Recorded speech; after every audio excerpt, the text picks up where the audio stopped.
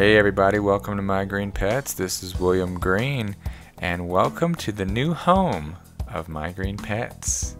I am now in Colorado, near Denver, and there is an orchid nursery in my town, just a couple blocks from where I live really, and they have greenhouse space available for orchid growers such as myself to keep their collections. So I am so happy to be able to keep my plants here.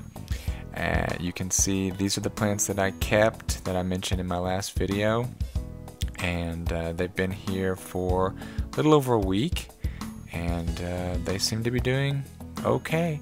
There's been a little bit of an adjustment period obviously, but there's new growth on several of the plants. You can see my Phal-schilleriana here has got a new leaf pushing out. This is my Bulbophyllum medusae, and it's put out a new leaf, and now it's got an additional growth pushing out there. And oh no wait, this is not Hal, this is my Path Prime child. It's got a new growth pushing out. That's really exciting because it's two growths out of the same old growth, so that's nice.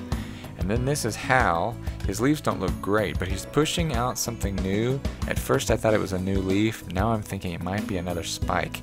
I would actually like him to push out a new leaf, but not going to complain too much. My Cattleya rex, this is the mounted one, and you can see lots of little roots starting to push out of the newest growth. That's great. My mounted ones are doing so well. This is the largest Cattleya rex that I have. You can see it had a sheath there but ended up not blooming, and it's trying to push out some roots as well. So hopefully we're going to see some good roots pushing out of that plant, and hopefully there won't be any snails to eat the roots off, which is typically what I end up having problems with. This is my little Malaxis ophrydis, and the flowers are still blooming out, but it's potted in coconut fiber and bark and some vermiculite in there too. The leaves don't look quite as nice as I would like them to, so hopefully we'll get that figured out and it'll be growing better. But yeah, here they are. Isn't that great? They are just, they've got their own little space in the greenhouse, nice climate control, plenty of light, and they're just a couple blocks from where I live, so I can visit them whenever I want. Alright, well, the question you must be asking yourself is, where the heck is this place? Well, the name of this orchid nursery is Fantasy Orchids, and they are specializing in many different types of orchids. I don't have a whole lot of information about the backstory of this place, but I hope to be getting that for you in the future.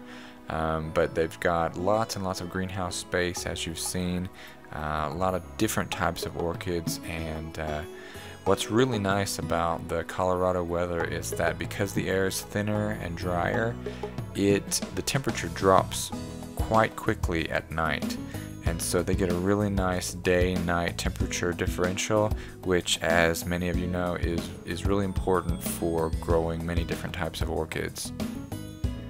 And on that note, I wanted to draw your attention to this beautiful, beautiful little orchid. This is a Vanda hybrid, and this is the Neostylus lusneri bluebird.